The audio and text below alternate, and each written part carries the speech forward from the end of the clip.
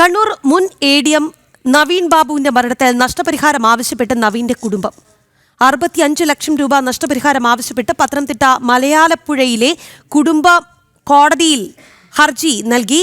PP ദിവ്യ, TV Prasanthan എന്നിവർക്കെതിരെയാണ് case file ചെയ്തത്. Pathanamthitta sub കോടതി ഹർജി ഫയലിൽ സ്വീകരിച്ചു.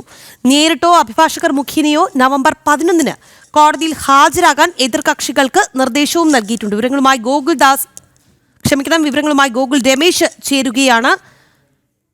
ഗോകുൽ, ഹർജി കോടതി ഫയലിൽ സ്വീകരിച്ചിട്ടുണ്ട്. മറ്റു വിവരങ്ങൾ.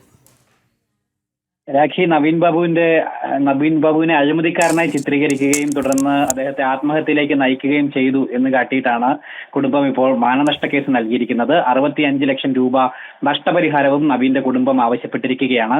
CPM നേതാവ് PP ദിവ്യയ്ക്കും നവീൻ കൈക്കൂലി വാങ്ങിയെന്നാരോപിച്ച പ്രശാന്തനുമെതിരെയാണ് കുടുംബം ഇപ്പോൾ കേസ് ഫയൽ ചെയ്തിരിക്കുന്നത്. പത്തനംതിട്ട സബ് കോടതിയിലാണ് കേസ് നൽകിയിരിക്കുന്നത്. കോടതി ഹർജി ഫയലിൽ സ്വീകരിക്കുകയും ഇരുവർക്കും നോട്ടീസ് നൽകുകയും ചെയ്തിട്ടുണ്ട്. നവംബർ മാസം 11-ാം തീയതി നേരിട്ടോ അല്ലെങ്കിൽ അഭിഭാഷകർ മുഖേനയോ എന്നാവശ്യപ്പെട്ടുകൊണ്ടുള്ള നിർദ്ദേശവും കോടതി ഈ PP ദിവ്യയ്ക്കും അതോടൊപ്പം തന്നെ പ്രശാന്തനും നൽകുകയും ചെയ്തിട്ടുണ്ട്.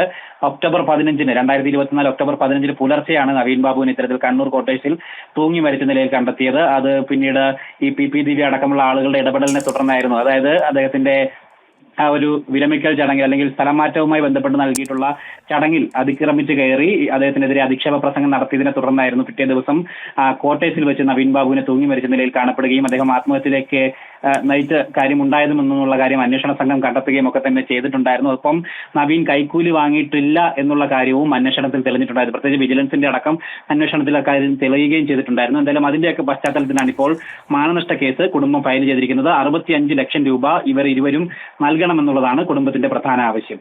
ശരി ഗോകുൽ.